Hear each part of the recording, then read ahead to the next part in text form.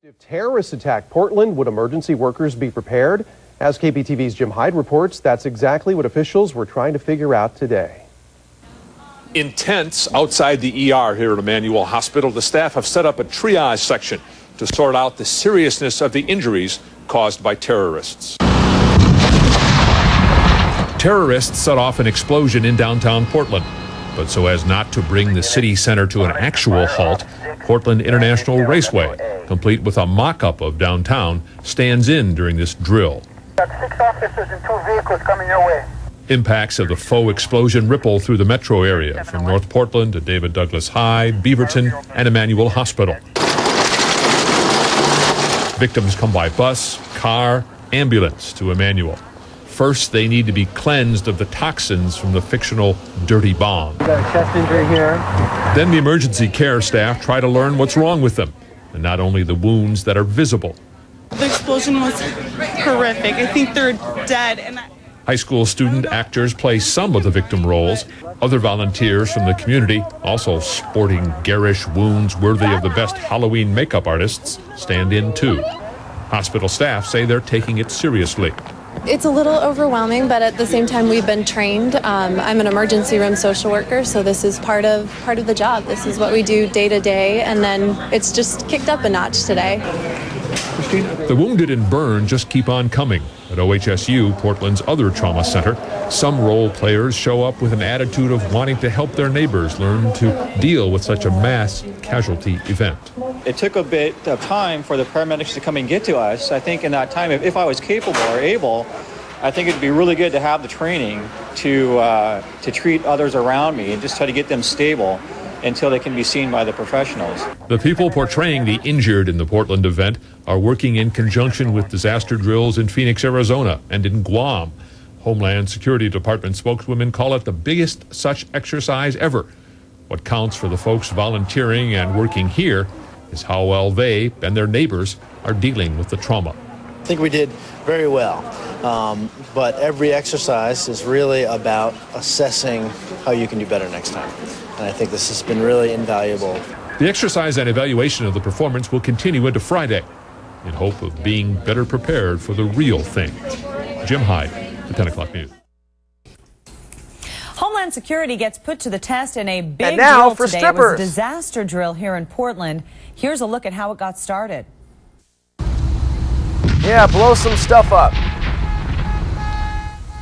And with that explosion, America's largest ever terror drill was underway. Okay, so Emergency how am I coming through? responders and rescue teams gathered this morning Okay, to test their so preparedness. I'm going to go ahead Some and narrate over observers this. noticed a few of the I went to this responders drill in had failed to wear 2007. protective It took breathing place around equipment August. and said victims And too long that without information, treatment. the video that I Also, at shot, some local aired here on Portland hospitals Community where Media. they were taken for If you've never seen it, you can look online, type in Alex answering Topoff 4. We had insufficient number of radios. Well, the next video. And the next video is footage that I shot in David Douglas High School.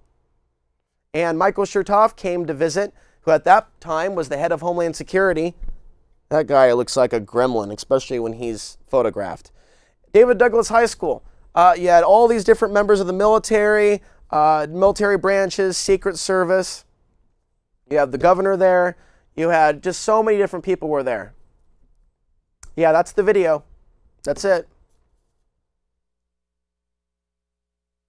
And just go ahead and scroll through the video so we get as many visuals.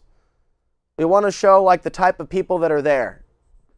And we'll just give people an overview so you see what's going on here. What do you see? This is a massive military operation in a Portland, Oregon high school. And what are they doing? And look how concerned they are. I mean, there's a lot of negativity. There's a lot of tension in the air. The parents of David Douglas High School weren't told what was going to be taking place. Allegedly, the kids had to take home slips that their parents had to sign. But were they told what was going to be taking place? Were they told Michael Chertoff, the gremlin, would be there?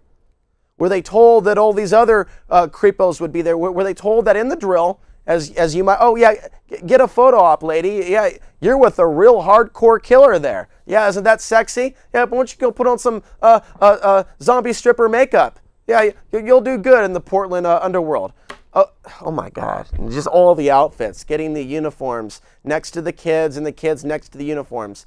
Now, as we'll try to show here and scroll forward, You've got kids, there we go, manning the checkpoint. Those are high school students manning a radiation checkpoint. And there's other clips where, you go to, what is it, Emmanuel over here, not too far from PCM TV. They had a radiation washdown area where you go in and you strip your clothes off and you get sprayed. Oh, yeah. And here I am, I'm talking to the principal of David Douglas High School, and he tells me not a single parent complained. Let's just play a minute of audio. Yeah, how about that?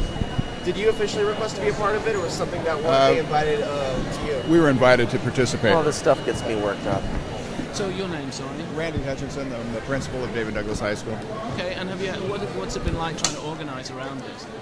From our perspective, it's been fairly normal procedures for us. All right. We've had an opportunity to participate in this. We were asked about in March and then confirmed now, in August that we would be coming back. Site. And from that Kulongoski, Ted Kulongoski, he is the former governor of Oregon. Boy, oh boy, does he look like a shyster. Boy, does he have skeletons in his closet. Didn't he work with Neil Goldschmidt, the pedophile, with a 14-year-old girlfriend? So Kulongoski speaks, and he speaks of succession of government. Go ahead and roll that clip. This and I need audio in a studio. Great education for me.